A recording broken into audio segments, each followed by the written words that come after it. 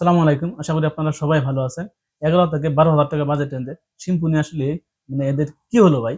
এরা আসলে কি ফোন নিয়ে আসলো ফোনে? যেখানে ১০৮ মেগাপিক্সেলের আপনারা একটা ক্যামেরা পাবেন আর ১৮ ওয়াটের ফাস্ট চার্জ পাবেন। শুধু তাই না, এখানে কিন্তু পেয়ে যাচ্ছেন আপনার নয়েজ ক্যান্সেলেশন মাইক। এত কিছু দিয়ে সিম্ফনি কিন্তু আবারও বাংলাদেশ মার্কেটে অফিসিয়ালি একটা ফোন নিয়ে আসলো, সিম্ফনি ইনোভা 30। ইনোভা মানে কি? ইনোভেশন। একটা নিউ ইনোভেশন নিয়ে তারা কিন্তু একটা বাংলাদেশের মার্কেটে আরেকটা ফোন লঞ্চ করে ফেললো। যার দাম কিন্তু ১২৮ জিবি ভেরিয়েন্টের দাম হলো ১১,৬৯৯ টাকা। আর ১২৮ জিবি ভেরিয়েন্টের দাম হলো ১২,৬৯৯ টাকা। এই বাজেট রেঞ্জে সিম্ফনি আমাদেরকে কি অফার করছে তা জানতে হলে ভিডিওটা কিন্তু শুরু থেকে শেষ পর্যন্ত দেখতে হবে। সুতরাং আপনারা আপনাদের ভিডিও দেখতে থাকেন এবং লাইক, কমেন্ট, শেয়ার করতে থাকেন। তো আমি ফিরে আসছি ইন্ট্রোর পরে।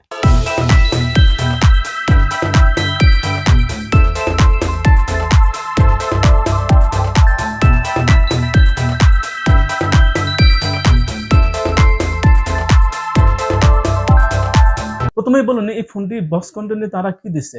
আসলে এখন কিন্তু অন্যান্য কোম্পানিগুলা বক্স কন্টেন্টে কিন্তু অনেক কিছু দিতেই ভুলে যায়। সেখানে সিম্ফনি কিন্তু আপনাদেরকে একটি ১৮ ওয়াটের ফাস্ট চার্জার দিচ্ছে। এটা কিন্তু এই বাজেটে কিন্তু কোনো কোম্পানি দিচ্ছে না। এটা কিন্তু সিম্ফনিকে অবশ্যই ধন্যবাদ দিতে হয়। এর ডান পাশে পেয়ে যাচ্ছেন ভলিউম লকার এবং আরেকটা পেয়ে যাচ্ছেন পাওয়ার বাটন। এই পাওয়ার বাটন কিন্তু সাইড ব্যান্ডের ফিঙ্গারপ্রিন্ট হিসেবে কাজ করে। এই বাজেটে কিন্তু এই সাইড ব্যান্ডের ফিঙ্গারপ্রিন্ট কিন্তু এখন অনেক সময় পাওয়া যাচ্ছে না। আর এর বাম পাশে পেয়ে যাবেন একটা সিম কার্ড ট্রে, যেখানে কিন্তু ২টি সিমের পাশাপাশি একটি এক্সট্রা মেমরি কার্ডও ইউজ করতে পারবেন, যেটা কিন্তু আপনার ২৫৬ জিবি পর্যন্ত আপনারা এক্সটেন্ড করতে পারবেন। এটা কিন্তু খুবই একটা ভালো দিক। আপনারা ১২৮ জিবি মেমরি পাচ্ছেন, আবার ২৫৬ জিবি কিন্তু আপনারা এক্সট্রা মেমরি কার্ডও ইউজ করতে পারছেন। নিচের দিকে পেয়ে যাচ্ছেন speaker, type C, charging port, আর একটা প্রাইমারি মাইক এবং আরেকটা কিন্তু 3.5mm অডিও জ্যাক আপনারা কিন্তু পেয়ে যাচ্ছেন, যেটা কিন্তু এই বাজেটে বা এর চেয়ে বড় বাজেটের ফোন কিন্তু আপনারা এই জিনিসটা কিন্তু আসলে অনেক কোম্পানি তুলেই নিচ্ছে বলতে চলে। কিন্তু সিম্ফনি কিন্তু এটা অবশ্যই দিয়ে দিচ্ছে আপনাদেরকে, সেটা কিন্তু অবশ্যই একটা ভালো দিক।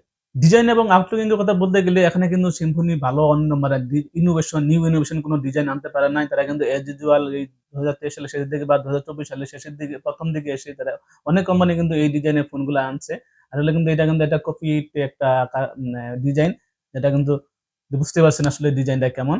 যাই হোক, এই অন্য কোম্পানির সাথে কিন্তু ওরা পাল্লা দিয়ে এই ডিজাইনটাই ধরে রাখছে। আর এখানে কিন্তু বক্সি শেপের একটা ডিজাইন পাবেন। আর বক্সি শেপ হলেও এর কালার চেঞ্জিং যে একটা বিষয় আছে, এটা কিন্তু লাইটে পড়লে একেক সময় একেক কালার মানে মানে দিচ্ছে আরকি। এটা কিন্তু ও সত্যি একটা ভালো একটা দেখতে কিন্তু একটা ভালো দেখা যাচ্ছে। আর এর ক্যামেরা ফার্স্টে যে একটা লাইট ইউজ করা হয়েছে, এটা নোটিফিকেশন লাইট আরকি। এইটা কিন্তু অবশ্যই একটা ভালো দিক। আপনি যদি কোনো মিটিং এ বা কোনো কোথাও থাকেন, আপনি যদি সাইলেন্ট করে দেখেন, তখন ফোন-টোন আসলে কিন্তু এই লাইটটা বেজে উঠবে এবং লাইটটা কিন্তু দেখতেও অসাধারণ। গ্লাস ফ্রন্ট এবং প্লাস্টিক বডির এই ফোনটি কিন্তু ওজন হলো ১৯৩ গ্রাম, যেটা কিন্তু খুব একটা বেশি ওজন না। আর এর থিকনেস হলো 8.45 মিলিমিটার, যেটা কিন্তু আসলে খুব একটা স্লিমও বলা চলে না, আবার খুব একটা মোটা বলা চলে না। তবে ফোনটি কিন্তু যে একটু যথেষ্ট মোটামুটি বড় সাইজের, তারা ছোট হাত, তারা কিন্তু আপনারা সিঙ্গেল হ্যান্ডে ভালোভাবে কমফোর্টেবলি ইউজ করতে না পারেন। আর যাদের বড় হাত আছে, তারা কিন্তু আপনারা অনেক বড় ফোনও সিঙ্গেল হ্যান্ডে ইউজ করতে পারেন, তাদের জন্য কোনো কথাই নাই। আর এখানে যে ব্যাকের যে প্লাস্টিকটা ইউজ করা হয়েছে, সেটা কিন্তু আসলে সিম্ফনি বলছে এটা রিইউজেবল প্লাস্টিক, যেটা কিন্তু আপনার ওই আপনার রিইউজ করতে পারবেন। তাহলে আমাদের তো আসলে ইউজ করার মতো কিছু নাই। এখানে যে প্লাস্টিকই সেটা কিন্তু পিছনে কিন্তু হাতের ছাপ মোটামুটি ভালোই লেগে যায়। তাই আপনারা রিকমেন্ড থাকবে যে এর সাথে যে একটা প্লাস্টিক কভার দেওয়া আছে, সেটা কিন্তু অবশ্যই আপনারা এর সাথে ইউজ করবেন। নাহলে কিন্তু হাতের দাগ মুছতে আপনাদের কিন্তু যান শেষ হয়ে যাবে। এরপরে আসি ডিসপ্লে এখানে কিন্তু 6.56 ইঞ্চি একটা এইচডি প্লাস এর ডিসপ্লে ইউজ করা হয়েছে, যার রেজোলিউশন হলো 720x1612 পিক্সেল। এখানে কিন্তু ফুল এইচডি প্লাস ডিসপ্লে যদি ইউজ করতো, তাহলে কিন্তু আমাদের আরো ভালো লাগতো।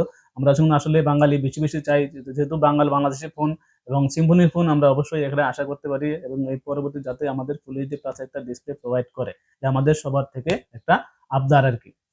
আর এখানে কিন্তু আপনারা পেয়ে যাবেন WBN L3 এর সাপোর্ট। আর এখানে কিন্তু আপনারা পেয়ে যাচ্ছেন 450 নিটসের পিক ব্রাইটনেস।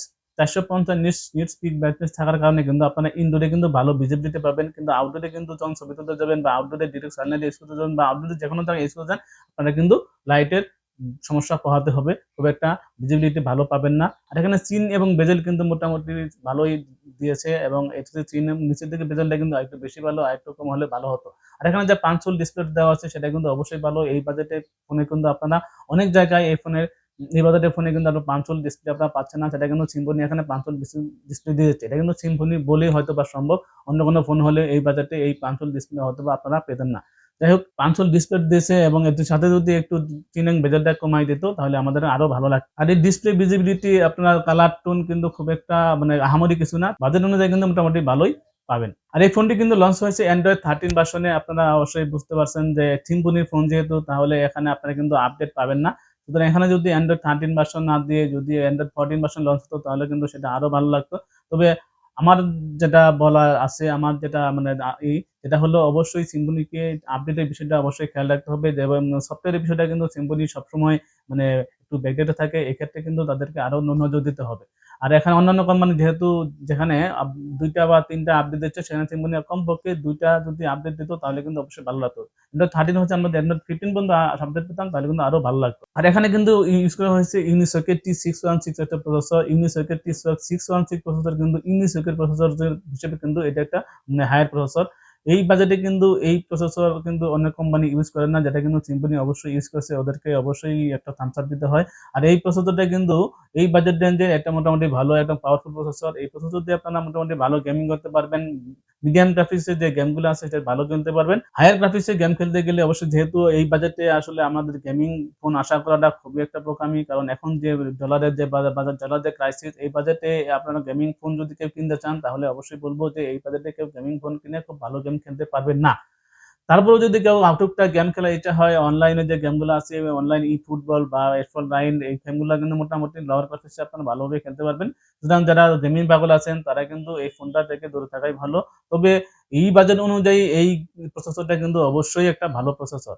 আর এখানে কিন্তু 6 জিবি 128 জিবি ভেরিয়েন্ট বা 8 জিবি 128 জিবি ভেরিয়েন্ট, দুটা ভেরিয়েন্ট আপনারা পেয়ে যাচ্ছেন। আর এখানে র্যাম টাইপ হলো LPDDR4S এবং স্টোরেজ টাইপ হলো EMCP5। তো EMCP5 স্টোরেজটা কিন্তু অবশ্যই 2.2 FPS, যেটা অন্যান্য ফোনে ইউজ করে এর চেয়ে কিন্তু খুব একটা কম না। এর চেয়ে কিন্তু এর ক্যাটাগরি সেম ক্যাটাগরি বলা চলে আরকি, যেখানে কিন্তু অবশ্যই সিম্ফনিকে একটা থামস আপ দিতে হয় যাতে এই বাজেট রেঞ্জে এই মানের একটা স্টোরেজ যারা ইউজ করেছে। এখানে ব্যাটারি হিসেবে থাকছে কিন্তু 5000 মিলিঅ্যাম্পিয়ার একটা ব্যাটারি, আর একটা চার্জ করার জন্য আপনারা কিন্তু পেয়ে যাচ্ছেন 18 ওয়াটের ফাস্ট চার্জার। ভাবা যায় যে এই বাজেট রেঞ্জে, এই 11,000 টাকা বাজেট রেঞ্জে আপনি 18 ওয়াটের ফাস্ট চার্জার পাচ্ছেন, যেখানে অন্যান্য কোম্পানি কিন্তু চার্জার দিতে ভুলে যাচ্ছে।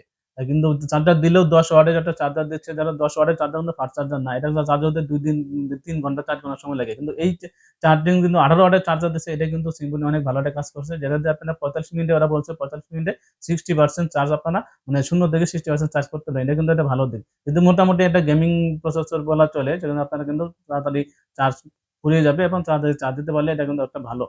আপনারা যদি এই হাই ইউজ করেন তাহলে কিন্তু আপনারা 5 ঘন্টার মতো সাপোর্ট পাবেন, এবং যদি রেগুলার ইউজ করেন, ডে টু ডে লাইফের যে কাজকর্ম এটা ইউজ করেন, তাহলে কিন্তু আপনারা প্রায় 1.5 দিনের মতো ব্যাটারি ব্যাকআপ পেয়ে যাবেন। এটা কিন্তু খুব একটা ভালো দিক। এবার আসি এর ক্যামেরায়।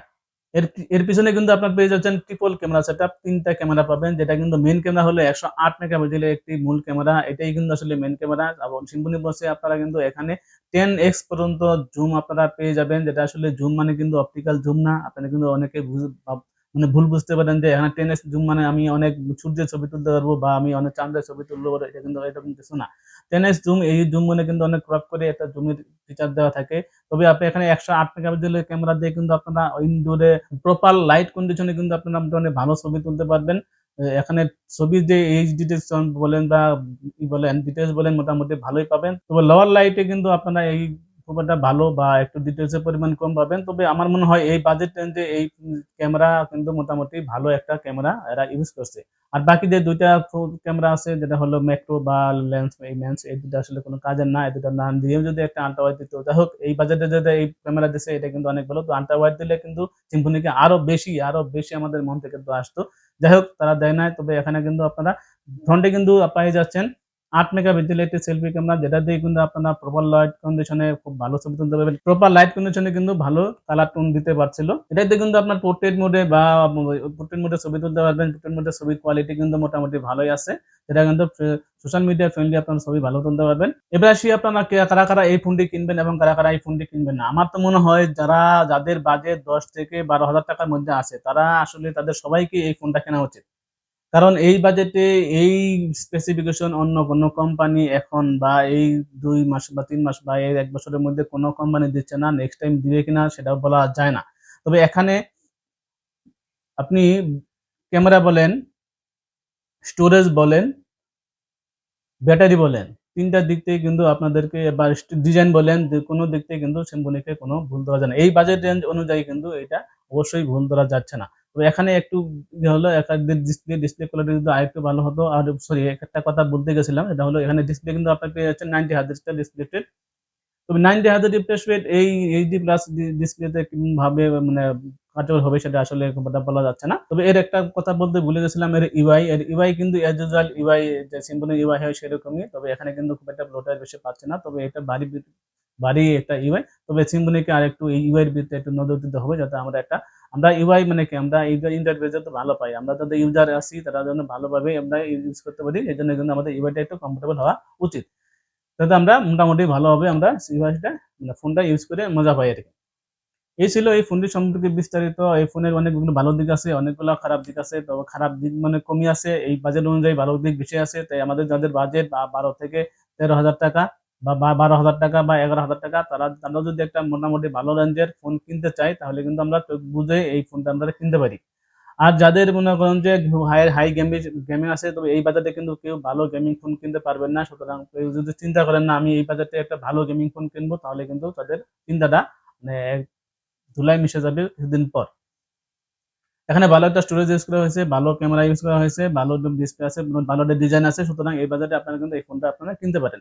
এই ছিল এই ফোনটি সম্পর্কে বিস্তারিত। আপনাদের যদি কারো কোনো মতামত এই ফোন সম্পর্কে এখানে দেওয়া থাকে, তাহলে অবশ্যই কমেন্ট বক্সে কিন্তু জানাবেন। একটা কথা বলে রাখি, আমার এই চ্যানেলটা কিন্তু নতুন একটা চ্যানেল, বুঝতে পারছেন। চ্যানেলটাকে আগায় নিতে কিন্তু আপনাদের সাপোর্ট প্রয়োজন হবে। তাই আপনারা যারা আমার নতুন আছেন বা আমার চ্যানেলে নতুন আছেন, তারা অবশ্যই এটা সাবস্ক্রাইব বা লাইক শেয়ার করে আমার সাথে থাকবেন এবং আমাকে উৎসাহিত করবেন। আপনাদের উৎসাহ পেলে কিন্তু আমরা আসলে নতুন নতুন ভিডিও বা নতুন নতুন আইটেম নিয়ে আমরা আসলে আসতে উৎসাহ বোধ করি। এই ছিল আজকের মতো। দেখা হবে পরবর্তী কোনো ভিডিওতে, অন্য কোনো রিভিউ ভিডিও নিয়ে বা অন্য কোনো টেক নিউজ নিয়ে। সে পর্যন্ত ভালো থাকবেন। আল্লাহ হাফেজ।